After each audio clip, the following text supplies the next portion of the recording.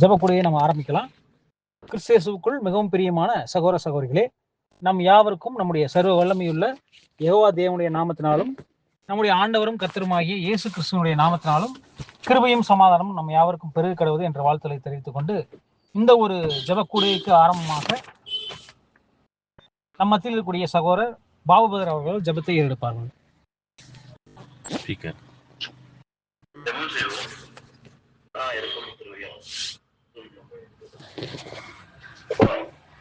ஆசீர்வதிக்கப்பட்ட நல்ல நாளுக்காக நன்றி இந்த நாளிலும் கூட உங்களுடைய பரிசுத்தமான வார்த்தைகளை தியானிக்க பாராட்டுவைக்காக நன்றி. காலம் கழிவுமாய் அதுல நீங்க பேசி இருக்கிற வார்த்தைகளை சகோதரர்கள் மூலமாக அந்த சரியான விதத்துல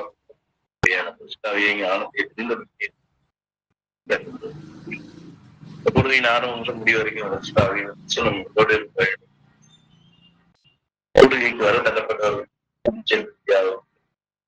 செய்ய மன்றாட்டை உங்கள் நேசம் மாட்டோம்.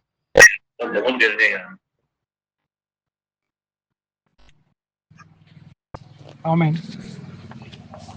கிறிஸ்தேசுக்குள் மிகவும் பிரியமான சகோதர சகோதரிகளே, இப்போதும் இன்றைய நாளில் வெள்ளிக்கிழமை அன்று நாம் வாரந்தோறும் கவனிக்கக்கூடிய 2வது வால்யூம் குறித்ததான படிப்பினையை நம்ம இன்றைய நாளில் நம்ம பார்க்கலாம். இந்த ஒரு பாடத்தை நமக்கு நடத்தி கொடுக்கும்படி சகோதரர் ஆல்பர்ட் ராஜா அவர்களை அன்போடு அழைக்கிறோம். கிறிஸ்துவுக்குள் அன்புக்குரிய சகோதர சகோதரிகளே, இந்த நாளிலும் தேவனுடைய கிருபையினால காலம் சமீபமாக இருக்கிறது என்ற ஒரு வால்யூமினுடைய ஆக்கியோனின் முன்னுரையை குறித்து நம்ம தியானித்து வருகிறோம். இந்த நாளில் நாம் நிறைவு செய்ததோடு தொடர்ந்து நம்ம அடுத்த வாரத்திலேருந்து முதலாம் அதிகாரத்திற்குள் நாம் தியானிக்க இருக்கிறோம். அந்த வகையில் இப்போ நம்ம இதுவரையும் பார்த்த ஒரு சில விஷயங்களை நாம் தியானித்து விட்டு தொடர்ந்து நம்ம அடுத்த காரியங்களுக்குள்ளாக கடந்து செல்லலாம். இந்த ஒரு 20லேருந்து 25 நிமிஷத்துக்குள்ளாக நாம் முழுவதும் தியானித்து முடித்த பிறகு, ஜெபம் முடிந்த பிறகு, அதுக்கப்புறம் கேள்வி பதில் நேரம், ஆலோசனை நேரம், மற்ற கருத்து பதிவுக்குரிய நேரம் நம்ம செயல்படுத்தலாம். ஆகவே அன்புக்குரிய சகோதர சகோதரிகளே, இந்த காலம் சமீபமாக இருக்கிறது அப்படிங்கும்போது அந்த காலத்துக்குள்ளாக தான் நாம் வாழ்ந்து கொண்டிருக்கிறோம் அப்படிங்கிறதுக்கான ஒரு புத்தகம் தான். அந்த காலம்தான் கிறிஸ்துவனுடைய 2ஆம் வருகை மற்றும் 1000 வருட அரசாட்சிக்குரிய விஷயங்களை தெளிவாக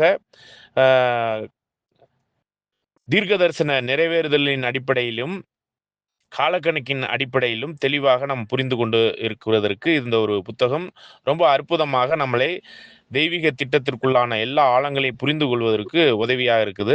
அதன் நிமித்தம்னே இந்த ஒரு புத்தகத்துக்கு இன்ட்ரோவாக நீதிமொழிகள் 4ஆம் அதிகாரம் 18வது வசனத்தில் பார்க்கும்போது அதிகமான சத்திய வெளிச்சத்திற்குள்ளாக நாம் இன்னும் அதிகமாக வளருவதற்கான ஒரு காலகட்டத்தில் வாழ்ந்து கொண்டிருக்கிறோம் அப்படிங்கிறத ஒரு அறிமுக வசனமாகவே சொல்லி, அப்போஸ்தலர் 3:19 முதல் 21 வசனங்கள்ல நம்ம பார்க்கும்போது அந்த ஏற்ற காலம் வரும்போது கிறிஸ்து எல்லாவற்றையும் சரி பண்ணுவதற்கு 2ஆம் வருகையில் 1000 வருட அரசாட்சியை ஆரம்பித்து எல்லாவற்றையும் இந்த 1000 வருட அரசாட்சிக்குள்ளாக சீர்பொருந்தி சரி செய்வார்.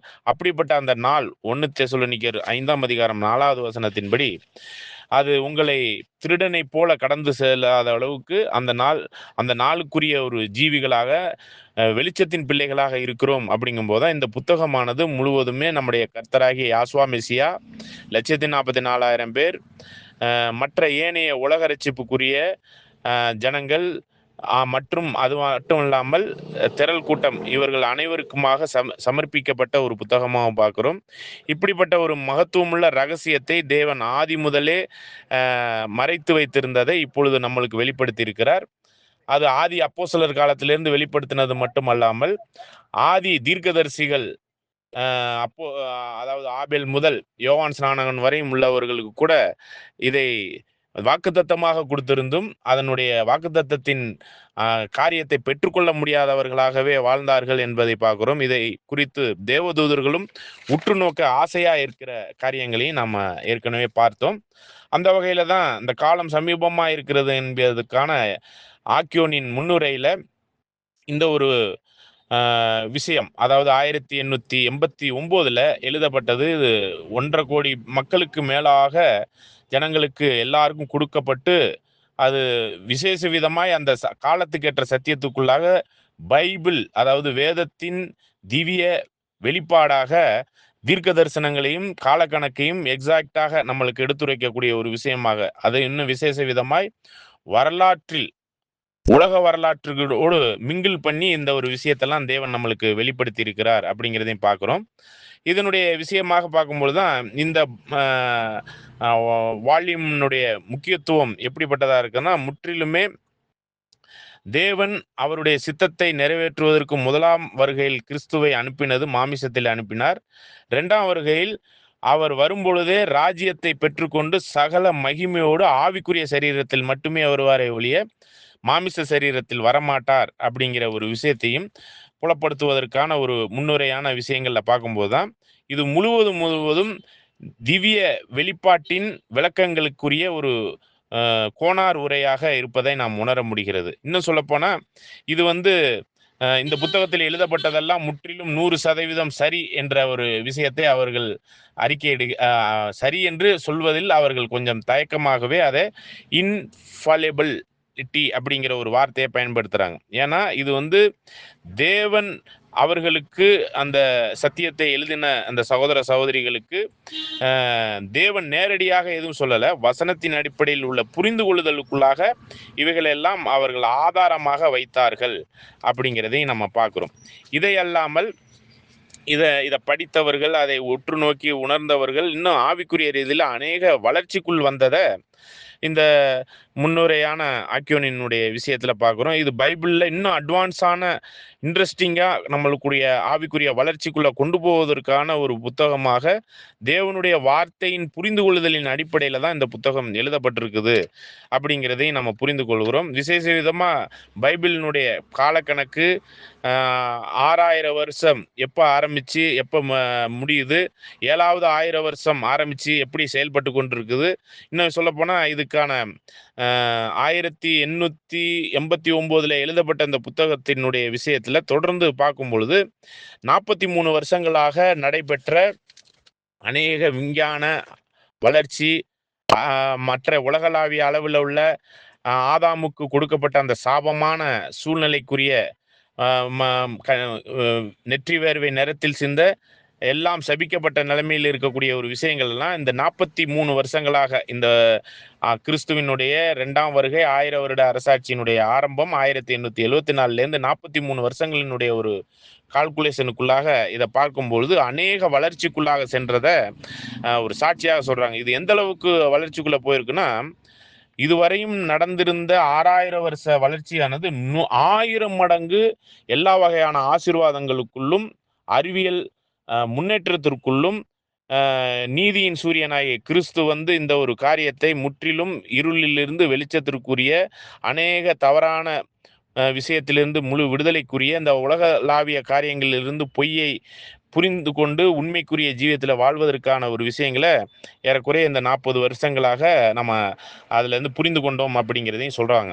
இன்னும் சொல்லப்போனால் இந்த இணையான யுகம் அப்படிங்கிற ஒரு விஷயத்தையும் சரி, புறஜாதிகளினுடைய கால முடிவு அப்படிங்கிறது 606 BC லேவியர் 26ஆம் அதிகாரத்தில் படிக்கும் பொழுது 2520 வருஷங்கள் முடிகிற அந்த காலம்தான் புறஜாதியாரின் காலம். 1914 எக்ஸாக்டா முடியுது அப்படிங்கிற ஒரு விஷயத்த சொல்லும் பொழுதுதான் அந்த உரிமைக்காரர் வரும் மட்டும் அப்படிங்கிற அந்த உரிமைக்காரர் யாருன்னா கிறிஸ்து வரும் மட்டும் எசேக்கியேல் 21:27 படி இவைகள் எல்லாம் அந்த 6000 வருஷமும் எப்படிப்பட்ட ஒரு சூழ்நிலைகளுக்குள்ளாக தள்ளப்பட்டிருந்துச்சு. அதே நேரத்தில் புறஜாதியாரின் காலம் ஆரம்பித்து அது முடிகிற தருணத்தில் அவர் உரிமைக்காரர் அந்த ஒரு விஷயத்தை முழுவதுமே தெய்வீக ஆசீர்வாதத்தோடு எல்லாவற்றையும் செயல்படுத்துவார் அப்படிங்கிற ஒரு காரியத்தையும் பார்க்குறோம். அதே நேரத்தில் இணையான யுகம் அப்படிங்கிற ஒரு விஷயம் யூதர்களுக்கான ஒரு குறிப்பிட்ட காலகட்டம் ஆனது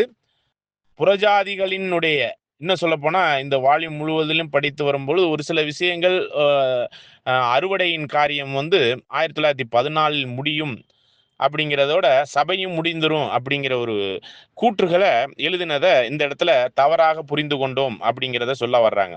இன்னும் விசேஷ விதமா பார்க்கும்போது யூத யுகம் 36 ஏடியில முடியுது. அதற்கு இணையாக புறஜாதிகளுக்கான சுவிசேஷ யுகம் ஆரம்பிச்சு, எப்படி யூத யுகத்திற்குரிய ஒரு விஷயத்துல 36 ஏடியில யூதர்களுக்கான அழைப்பு முடிந்ததோ, அதே போல் இதை எப்படி புரிந்து கொள்ளலாம்னு, கிறிஸ்துவனுடைய ஞானஸ்தானத்திலிருந்து 29 ஏடியிலிருந்து 7 வருஷம் அப்படிங்கும் போதுதான் 36 ஏடி.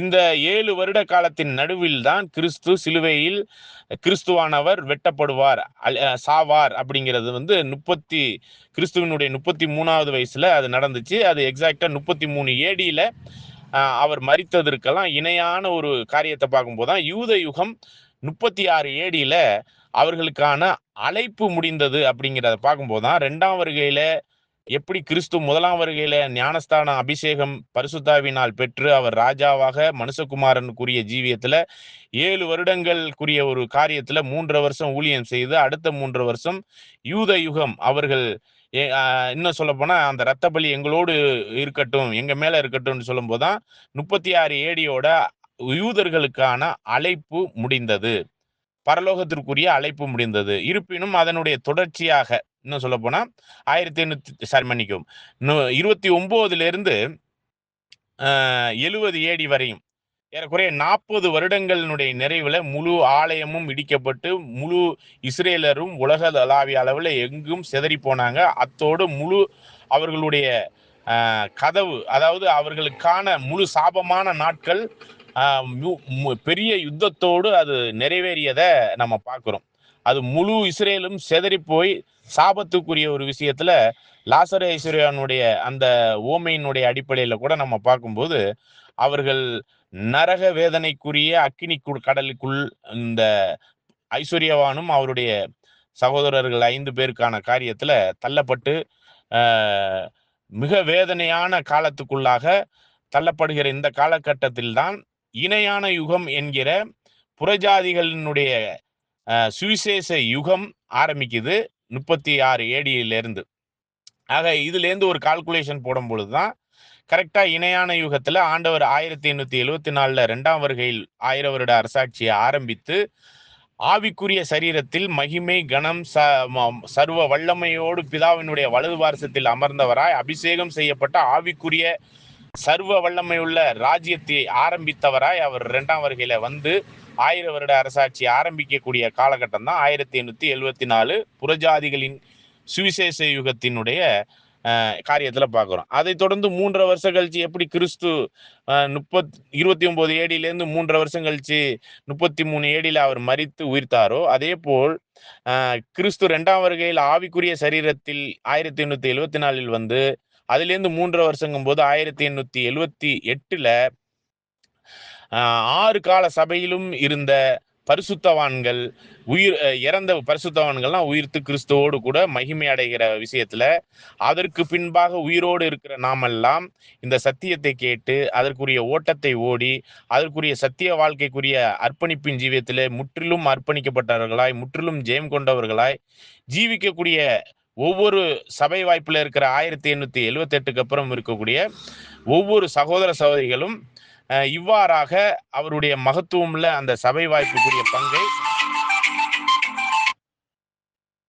ஒரு நொடி பொழுதில் மறுரூபமாகி கிறிஸ்துவோடு கூட மேகத்தின் மேல் அந்த ராஜ்யத்தின் ராஜாக்களுக்குரிய பரிசுத்தவான்களாய் அவரோடு கூட இணைகிறதை நாம இணையான யுகம் அப்படிங்கிற ஒரு காரியத்தின் அடிப்படையில் அதுல புரிந்து கொள்கிறோம். அதுல இருந்து அதாவது 1878ங்கிறது எதற்கு இணைனா கிறிஸ்துவனுடைய மரணம் உயிர்த்தெழுதலுக்கு இணையாக 1ஆம் வருகையில் அவர் உயிர்த்ததும் 2ஆம் வருகையில் 6 சபையின் காலத்தில் உள்ளவர்கள் உயிர்த்ததற்கு இணையாக சொல்லப்பட்டு எப்படி அதே போல் யூத யுகத்தில் 33 ஏடியிலிருந்து 36 ஏடி வரையும் வரும்போது யூதர்களுக்கான அழைப்பு முடிந்ததோ அதே போல் புறஜாதி சுவிசேஷ யுகத்திற்கான பொதுவான அழைப்பு 1874 7 வருஷம் அப்படிங்கும் போதுதான் 1878 சபை உயிர்த்தெழுதல், அதுல இருந்து 3 வருஷம் கூட்டும் பொழுது 1881 பொது அழைப்பு புறஜாதிகளுக்கான சுவிசேஷ யுகத்தின் பொது அழைப்பு முடிந்தது அப்படிங்கிறத இணையான யுகத்தின் அடிப்படையில பார்க்கிறோம்.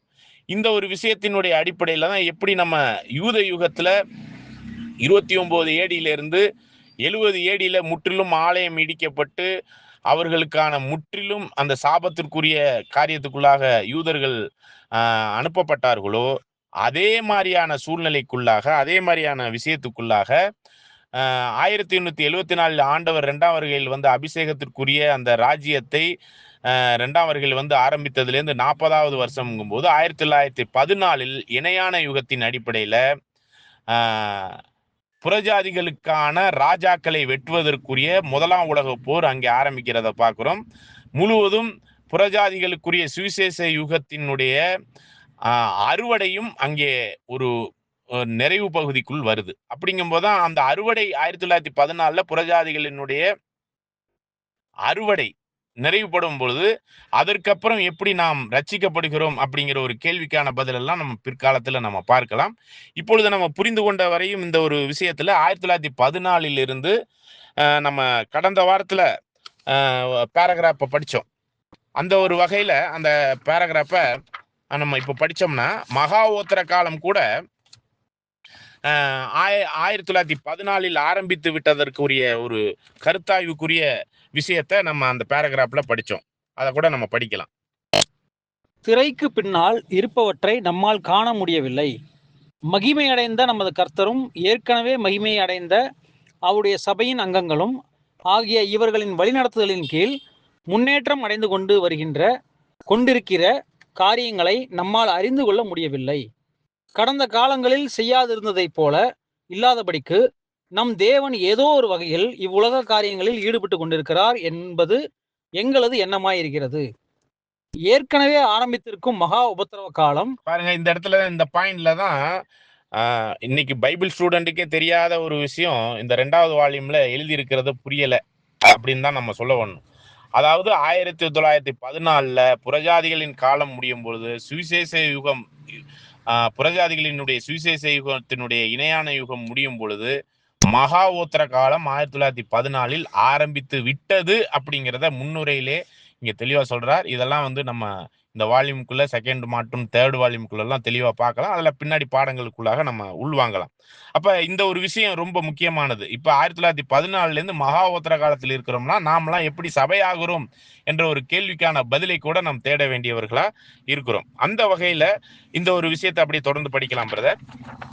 ஏற்கனவே ஆரம்பித்திருக்கும் மகா உபத்திரவ காலம் மேசியாவின் ராஜ்யம் ஸ்தாபிக்கப்படுவதற்குரிய வேலைக்கும் நிபந்தனைகளுக்கும் உரிய தெய்வீக அறிவிப்புக்கு மிகவும் நெருங்கி பொருந்தி இருக்கிறதை நாம் நிச்சயமாய் அறிந்திருக்கிறோம். அப்ப நிச்சயமாகவே 1914 மகா உத்தர காலம் ஆரம்பிச்சிருக்குங்கிறதுல முதலாம் உலக போர் வந்ததை வைத்து ராஜாக்களை வெட்டியதை வைத்து நாம் இன்னும் அதிகமான உறுதியான சத்தியத்திற்குள்ளாக நாம் உறுதிப்படுத்திக் கொள்ள வேண்டியவர்களா இருக்கிறோங்கிறதையும் இந்த ஒரு விஷயத்தின் மூலம் புரிந்து கொள்ளலாம். தொடர்ந்து நமது ஆண்டவர் தமது ஆளுகையையும் அதிகாரத்தையும் தம்மிடமாக எடுத்துக்கொள்ளும் வேளையில் ஜனங்கள் கோபித்து பித்து பிடித்து மன எரிச்சலுற்று வெறித்து இருப்பார்கள் என்றும் கோபாக்கினை அப்போது வரும் என்றும் நமது ஆண்டவரே நமக்கு தெரிவித்திருக்கிறார். சிறிது காலத்திற்கு பின்பு மரித்தவர்களை நியாயம் விசாரிக்கும் காலம் வரும். ஆண்டவரின் சிறிய மற்றும் பெரிய ஊழியக்காரருக்கு பலனளித்து இறுதியாக பூமியின் மேல் தங்களது அருவருப்பான செல்வாக்கை உபயோகிக்கும் திருந்த முடியாதவர்களை அக்கிரமக்காரர்களை முடிவில் அளிப்பார் என்று வெளிப்படுத்தல் 21ஆம் அதிகாரம் 8ஆம் வசனம் கூறுகிறது. இது விசேஷ விதமா இந்த ஒரு பேராகிராஃபினுடைய முக்கியத்துவத்தை எப்படி புரிஞ்சுக்கலாம்னா, ராஜாக்களை வெட்டிய காரியத்தை வெளிப்படுத்தல் 11ஆம் அதிகாரம் 15 18 வசனத்துல அவர் 7ஆம் தூதன் எக்காலம் ஊதினால் அப்போது கிறிஸ்துவுக்கும் கர்த்தருக்கும் உரிய ராஜ்யம் ஆயிற்று. அது அந்த ராஜ்யம் ஆனது முதல் உலக ராஜ்யத்தின் தேசங்கள் எல்லாம் அவருடைய ராஜ்யத்தை ஏற்றுக்கொள்ளாமல் கோவித்து கொண்டார்கள். 110ஆம் சங்கீதத்தின்படி கிறிஸ்து 2ஆம் வருகையில் வலது பார்சத்தில் அமர்ந்தவராய் சத்துருக்கள் மத்தியிலே அந்த ராஜ்யத்தை ஆரம்பித்து நடத்தி கொண்டிருக்கும் போது 5வது வசனத்துல சங்கீதம் 110 பார்க்கிறோம், ராஜாக்களை வெட்டுவாருங்கிறது. 1914 அந்த முதல் உலக போர்ல இந்த பூமியில் ராஜாக்கள் இல்லாதபடி ஃபர்ஸ்ட் ஸ்டெப்ல அதை வெட்டி இருக்கிறார் அப்படிங்கிறத தெளிவா புரிந்து கொள்ள முடியுது. இதனுடைய தொடர்ச்சிக்குரிய ஒரு விஷயம்தான் 1914 புறஜாதியாரினுடைய சுவிசேஷ யுகத்தின் அறுவடையும் முடிந்தது.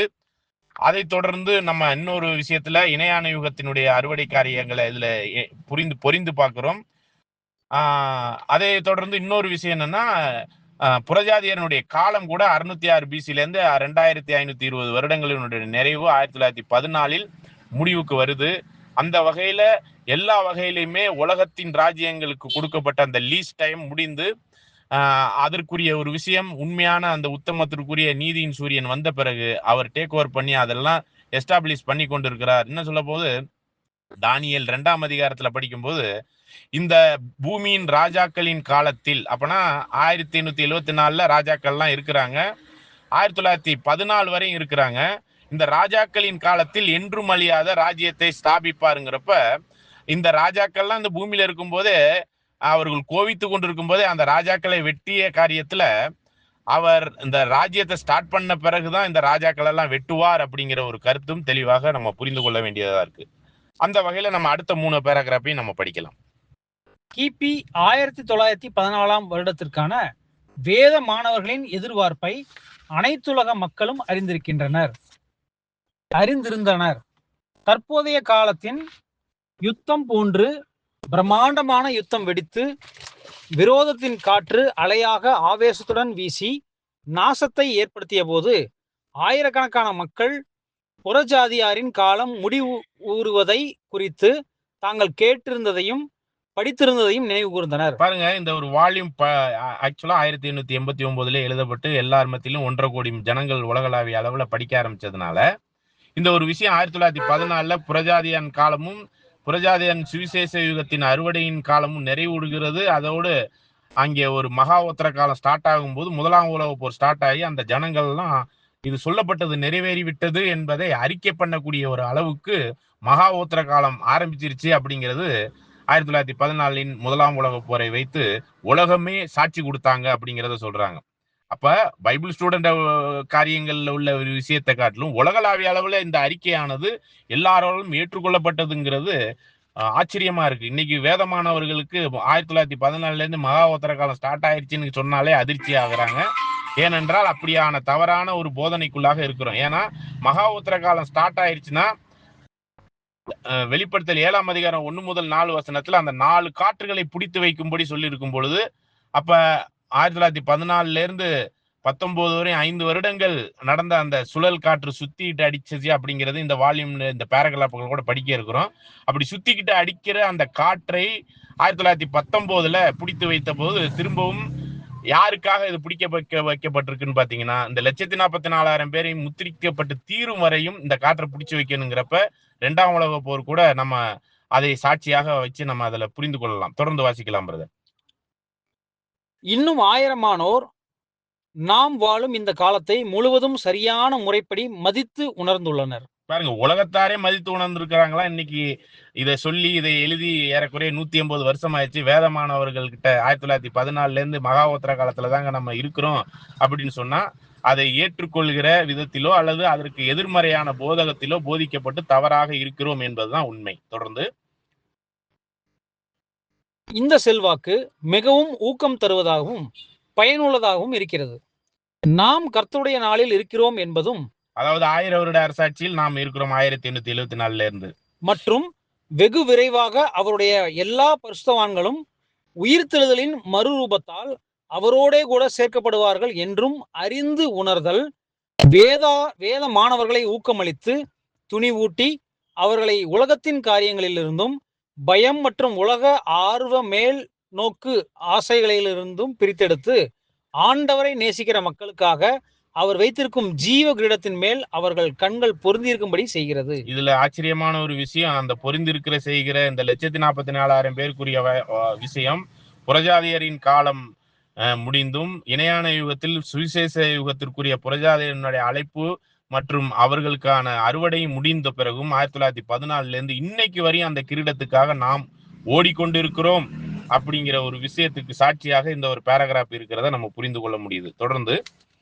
புறஜாதியாரின் காலத்தின் முடிவில் ஆண்டவரின் பரிசுத்தவான்கள் மகிமையில் அவரோடு கூட இருப்பதை எதிர்பார்க்க வேண்டும் என்ற சிந்தையை இப்புத்தகத்தில் தான் சொல்வதை புத்தகத்தின் ஆசிரியர் அங்கீகரிக்கிறார். அப்ப இது ஒரு எதிர்பார்ப்பா இருந்துச்சு, 1914 சபை முடிஞ்சிருங்கிற ஒரு எதிர்பார்ப்பா இருந்துச்சு அப்படிங்கிறத இந்த ஆக்கியோன் இந்த எழுத்தாளர் வாட்ச் டவர் பைபிள் மற்றும் ட்ராக் சொசைட்டி 1916 வரையும் உள்ள எழுத்துக்களின் அடிப்படையில ஒரு எதிர்பார்ப்பு இருந்துச்சுன்னு சொல்றாங்க. ஓகே, இது இயல்பாக தவறுகிற ஓர் தவறாக இருப்பினும் கர்த்தர் தம்முடைய ஜனங்களின் ஆசீர்வாதத்திற்காக அதை அதிகாரத்தினால் ரத்து செய்திருக்கிறார். பாருங்க, இது சூப்பரான ஒரு பாயிண்ட் பேசுறார். இந்த ரத்து செய்யப்பட்ட ஒரு விஷயம் இன்னைக்கு வரை நம்மளுக்கு கிடைச்சிக்கிட்டு இருக்குங்கிறதான் இந்த வரிகளின் மூலமா புரிந்து கொள்கிறோம். இன்னும் விசேஷ விதமாய் 1914 வரையும் புரஜாதியன் காலமும் இணையான யுகத்தின் சுவிசேஷ யுகம் அறுவடை முடிந்ததுங்கிறதுல எந்த சத்தியத்திலும் எந்த மாற்றம் இல்லை. அப்படி இருந்தும் தேவன் கிறிஸ்துவுக்குள்ளாக அந்த அதிகாரத்தை எப்படி கொடுத்தார் என்பதை குறித்து ஆராய்ச்சி பண்ண வேண்டியவர்களா இருக்கிறோம். இன்னைக்கு வரையும் நம்ம எப்படி அறுவடையின் தானியங்களா இருக்கிறோங்கிறத ஆராய்ச்சி பண்ண வேண்டியவர்களா இருக்கிறோங்கிறத தான் இந்த இடத்துல நம்ம புரிந்து கொள்ளணும். அதற்கான வசனங்களை எல்லாம் அந்த காலகட்டத்தில் சொல்லாவிட்டாலும் அதற்குரிய வசனங்கள், சாட்சிகள், மற்ற ஆழங்கள்லாம் வேத ரீதியா நம்ம சிந்திச்சோம்னா நிறைய விஷயம் இன்னைக்கு வரையும் சபை வாய்ப்பு இருக்குங்கிறத காலப்போக்கில் நம்ம இந்த வேத ஆராய்ச்சிக்குள் வாயிலுக்குள் நாம் கடந்து செல்லும் போது இன்னும் தெளிவா புரிந்து கொள்ள முடியும். நன்றி. தொடர்ந்து வாசிக்கலாம். 1914ஆம் ஆண்டு அக்டோபர் மாதத்திற்கு முன்னதாகவே சபையானது மகிமையில் ஒன்று கூட்டப்படும் என்ற கருத்தெண்ணம் ஆயிரக்கணக்கானோரில் உற்சாகப்படுத்தலையும் பரிசுத்தப்படுத்தலையும் ஆகிய விலை பயனை நிச்சயமாய் செய்திருக்கிறது. அவ்விதமாக அவர்கள் இந்த தவறுக்காக கூட ஆண்டவரை ஸ்தோத்தரிக்க கூடும். சபையினுடைய நம்பிக்கைகள் நாங்கள் எதிர்பார்த்த வேளையில் உச்ச நிலையை எட்டாததற்காக மெய்யாகவே அநேகர் தாங்களே ஆண்டவருக்கு நன்றி உள்ளவர்களாய் இருப்பதை மெய்யாகவே தெரிவிக்க கூடும்.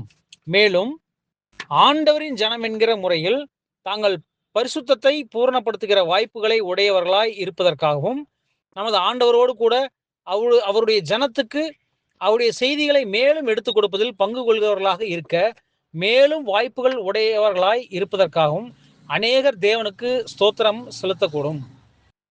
ஆக இந்த ஒரு விஷயத்துல பார்க்கும்போது 1916க்கு அப்புறம் நம்மளுக்கான ஒரு வாய்ப்பு இருக்குதுங்கிறத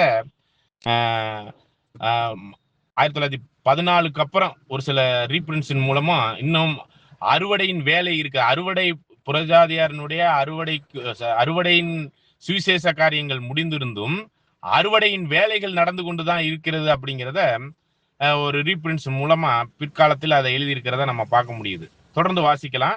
அப்படியாக இந்த ஒரு வாய்ப்புல தான் நம்மளுக்கும் இந்த ஒரு வாய்ப்பு இன்னைக்கு வரையும் கிரீடம் கை மயரப்பட்டு நம்முடைய கை வரையும் வந்துகிட்டு இருக்குங்கிறதே சாட்சி கொடுக்கிற வசனங்களுக்காக நாம் தேவனுக்கு ஸ்தோத்திரம் செய்வோம். தொடர்ந்து, எங்களது தவறு புறஜாதியாரின் காலம் முடிவடைந்தது பற்றியது அல்ல. அதாவது எங்களுடைய தவறு புறஜாதியான் காலம் முடிஞ்சிருச்சுங்கிறதுல எந்த சந்தேகமும் இல்ல. அதை புறஜாதியான் காலம் முடிஞ்ச பிறகு மகா உத்தர காலத்தின் ஆரம்பத்துல எந்த சந்தேகமும் இல்ல அப்படிங்கிறத தெளிவா இந்த இடத்துல சொல்றாரு. புறஜாதியன் காலம் 1914 முடியணும்னா முடிஞ்சிச்சு. முடிஞ்சதனுடைய சாட்சி தான் ராஜாக்களை வெட்டி 1914 இருந்து முதல் உலக போரினுடைய சாட்சி உலகளாவிய சாட்சியா இருக்குது. அதுல எந்த சந்தேகமும் இல்லை என்பதை கூற்றுல சொல்றாங்க. தொடர்ந்து, நாங்கள் எடுத்த தவறான முடிவு கர்த்தருடைய வார்த்தையால் அங்கீகாரப்படுத்தவில்லை. அப்ப அவங்க ஏதோ ஒரு தவறான ஒரு விஷயத்த வசனத்தின் அடிப்படையில புரிந்து கொள்ளாம தவறா அதை அனுமானம் பண்ணிட்டோம்னு சொல்றாங்க. அந்த அனுமானம் என்னங்கிறதையும் பார்க்கலாம். படிங்க. யூத யுகத்திற்கும் சுவிசேஷ யுகத்துக்கும் இடையே சில குறிப்பிடத்தகுந்த இணை அம்சங்களை வேதத்தில் நாம் பார்த்தோம். அது உண்மைதான். யூத யுகமும் சுவிசேஷ யுகமும் உண்மைதான். யூத யுகம் புறஜாதிகளுக்குரிய இணையான சுவிசேஷ யுகங்கிறது அதுல உண்மைதான் இருக்குது. அந்த சத்தியத்துல எந்த மாற்றமும் இல்லைங்கிறதையும் அவங்க சொல்றாங்க. அந்த வகையில தான் புறஜாதிகளுக்குரிய சுவிசேஷ யுகத்தின் அறுவடை 1914 முடிஞ்சதுங்கிறதுல எந்த சந்தேகம் இல்லை. அதுதான் 70 ஏடிக்கு இணையாக 1914 இஸ்ரேல் ஜனங்கள் எப்படி கைவிடப்பட்டு உலகம்லாம் செதறினாங்களோ அதே மாதிரி ராஜாக்களை வெட்டி உலகளாவிய அளவுல மகாவோத்திர காலம் ஸ்டார்ட் பண்ணதுல எந்த சந்தேகமும் இல்லை. தொடர்ந்து, 2 யுக காரியங்களிலும் பேர் அமைப்புகள், அதாவது யூத மத அமைப்பும் பேர் கிறிஸ்தவ மத அமைப்பும் அழிந்து போகுதலை இந்த இணை அம்சங்கள் தொடர்ந்து காட்டுகிறதையும் மேலும் புது சிருஷ்டிகள் மகிமையடைதலின் காலத்தை காட்டவில்லை என்பதையும் நாம் குறிப்பாய் கவனித்திருக்க வேண்டும். அப்ப இது என்ன சொல்றாருன்னா, அந்த ஒரு தவறான ஒரு அனுமானத்துல என்ன ஆயிடுச்சுன்னா, சபை 1914 முடிஞ்சிடுங்கிறத எதிர்பார்த்து இருந்துட்டோம். ஆனா இதுல என்ன சொல்றாருன்னா, யூத யுகத்தில் யூதர்கள் மத்தியில உள்ள அந்த அமைப்பின் அழிவையும் இணையாக புறஜாதிகளினுடைய சுவிசேஷ யுகத்தினுடைய நிறைவு பகுதி 1914 கிறிஸ்தவ மண்டலத்தின் நியாய தீர்ப்புக்கு ஏதுவான ஒரு விஷயத்துல ராஜாக்களை வெட்டுவது என்ற காரியத்தை தொடர்ந்து எல்லா விஷயத்திலுமே மகா உத்தர காலம் ஆரம்பிச்சிருக்குங்கிறதுனால அந்த முதல் உலக போரை மையப்படுத்தி என்ன சொல்ல வர்றாங்கன்னா, அந்த புறஜாதிகளுடைய கிறிஸ்தவ மார்க்கத்தின் அமைப்புகளின் அழிவு. அதுதான் 7 வாதைகளுக்குரிய விஷயத்துல பாபிலோனுடைய ஜட்ஜ்மெண்ட் ரொம்ப முக்கியத்துவம் வாய்ந்ததா 1914 இருந்து இன்னைக்கு வரையும் நம்ம பார்க்கிறோம். போப்பு மார்க்கம் கூட்டி சேர்க்கப்பட்டு தலைமையில அந்த போப்பு மார்க்கத்தினுடைய அழிவுக்கு அப்புறம் தான் சபை நிறைவடையும் அப்படிங்கிற ஒரு சத்தியம் இருக்கு. 83ஆம் சங்கீதமும் நிறைவடையணுங்கிற ஒரு சத்தியம் இருக்கு. இவைகள்லாம் நிறைவடையாம சபை நிறைவடையாது அப்படிங்கிற கோணத்தோடு இந்த வால்யூமை நம்ம பார்க்க வேண்டியவர்களா இருக்கிறோம். தொடர்ந்து மேலும் புது சிருஷ்டிகள் மகிமையடைதலின் காலத்தை காட்டவில்லை என்பதையும் நாம் குறிப்பாய் கவனித்திருக்க வேண்டும். அப்ப இதுதான் என்னன்னா, இணையான யுகத்துல அறுவடை 1914 முடிகிறதுங்கிறது சபை முடியுதுங்க அப்படிங்கிற அந்த ஒரு கோணத்துல இதை பாத்திர வேண்டாம். அது தவறான ஒரு அனுமானமாக போயிடுச்சு அப்படிங்கிறத வாட்ச் டவர் பைபிள் மற்றும் ட்ராக் சொசைட்டி 1916 வரை உள்ள சத்தியத்தின் வெளியீடுகளின் அடிப்படையில தெளிவா நம்மளுக்கு எடுத்துரைக்கிறாங்க. இவ்விளக்க உரையானது காலம் சமீபமாய் இருக்கிறது என்னும் புத்தகத்தை படிக்கும் வாசகர்களுக்கு மிகவும் உதவியாக இருக்கும். எங்களில் அநேகருக்கு கடந்த காலத்தில் கிடைத்த மகத்துவமான ஆசீர்வாதங்கள் இப்புத்தகத்தின் வழியாக இன்னும் ஆயிரக்கணக்கானவருக்கு தொடரும் என்பதில் எவ்வித ஐயப்பாடும் எங்களுக்கு இல்லை. அவ்விதமே இப்புத்தகத்தின் ஆசிரியருடைய ஜெபமும் ஏறெடுக்கப்படுகிறது. புரூக்லைன், நியூயார்க், அக்டோபர் 1, 1916. எழுதியவர் சார்லஸ் டி ரசல். ஓகே, இந்த வகையில நம்ம புரிந்து கொள்ள வேண்டியது என்னன்னா, இது 1889 முன்னுரை எழுதப்பட்டது.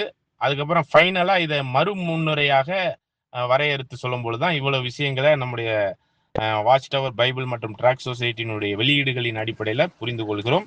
இதை தொடர்ந்து நம்ம அடுத்த வாரத்திலிருந்து வால்யூம்குள்ள போறோம்.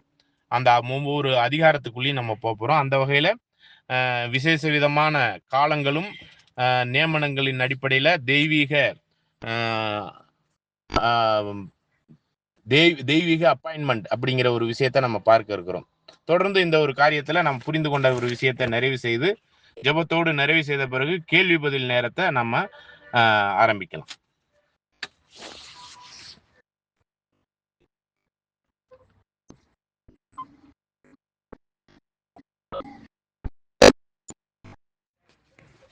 எல்லா நன்மைகளுக்கும் ஊற்றும் காரணருமான எங்கள் ஜீவனுள்ள யாவே என்னும் திருநாமம் கொண்ட எங்கள் ஒன்றாண்மை வழியாக இருக்கிறோம். தந்தையே, சென்று போன காலங்கள் மூலமே எங்களை சுகவேளை ஜீவனோடு காத்து வழிநடத்தி இந்த அருமையான தேர வேலையில கர்த்தாவே, நாங்கள் ஒரு சபையாக சகோதரிகளாக ஒன்று கூடி கர்த்தாவே உம்முடைய பிரசனமாகுதலை நாங்கள் புரிந்து கொண்டவர்களாக கர்த்தாவே எங்களுக்கு முன்பாக வைத்திருக்கிற கர்த்தாவே இந்த மகா பெரிய சவால்களிலே கர்த்தாவே நாங்கள் எவ்விதம் எங்கள் அருமை ரட்சகர் இயேசு கிறிஸ்துவுடைய சாயலுக்கு ஒப்பாக நாங்கள் எங்களை மாற்றிக்கொள்ளப் போகிறோம். இதோ இந்த நாட்கள் மிக சமீபமா இருக்கிறதப்பா. இந்த காலகட்டத்திலே கர்த்தாவே விதமாக நாங்கள் சகோதர ஐக்கியத்திலே இருந்து கர்த்தாவே இன்னுமாக எங்களுடைய சரீரத்தை நாங்கள் உமக்கு ஜீவ வழியாக ஒப்பு கொடுக்கக்கூடிய பிள்ளைகளாக மற்றவர்களுக்கு ஒரு சாட்சியுள்ள வாழ்க்கை வாழ்வு எப்படி ஆயினும் கர்த்தாவே இந்த பரிசுத்தமான உயிர்த்தல்கள் நாங்கள் பங்கு பெறத்தக்கதாக எங்களுக்கு நீர் கிருபை பாராட்ட வேண்டுமா சமூகத்தை வேண்டிக் கொள்கிறோம். நம்ம இருக்கிற ஒவ்வொருவரும் பரங்களூர் ஒப்புவிக்கிறோம். தேவரி தமிழ் ஒவ்வொரு பேருக்காக தனித்தனியா ஆசிர்வதியும் இதோ இந்த சத்தியத்துவதை கொண்டு வருகிற சகோதரன் கரங்கள் ஒப்புவிக்கிறோம். தேவரி மட்டுமாக அவரை நீ மகத்துவமாக பயன்படுத்தி வருகிறீர்களப்பா. தொடர்ந்தப்பா சகோதரர்கள் இந்த ஒரு முயற்சியானது கர்த்தாவே எல்லா இடத்திலும் போய் சேரத்தக்கதாக குறிப்பாக கர்த்தாவே இந்த கடைசி நாட்களிலே கர்த்தாவே இன்னும் அதிகமான சக்திகளை நாங்கள் தெளிவாக புரிந்து கொள்ளத்தக்கதாக உங்க மகனுக்கு தேவ தம்மூடு பரிசுத்தாவை தந்து கேட்கிற எங்களையும் கர்த்தாவே முதல் பரிசுத்தாவினால் நிரப்பி கர்த்தாவே மற்றவர்களுக்கு ஒரு பிரயோஜனம் உள்ள வாழ்க்கை வாழத்தக்கதாக எங்களை நாங்கள் முழுமையாக உமக்கு ஒப்பு கொடுக்க பிள்ளைகளா மாற்ற வேண்டுமா இந்த சமூகத்தில் வேண்டியிருக்கிறோம். இதோ இந்த நேரம் உங்களுடைய கிருபை எங்களோடு இருந்து வழிநடத்தி வந்ததற்காக மீண்டுமாக எங்களுக்கு நன்றி இருக்கிறோம். துதி, கனம், மகிமை யாவற்றும் உமக்கே இருக்கிறோம். எங்கள் அருமை ரட்சகர் இயேசு கிறிஸ்துவின் வழியாக வேண்டிக் கொள்கிறோம். எங்கள் ஜீவனுள்ள நல்ல தந்தையே.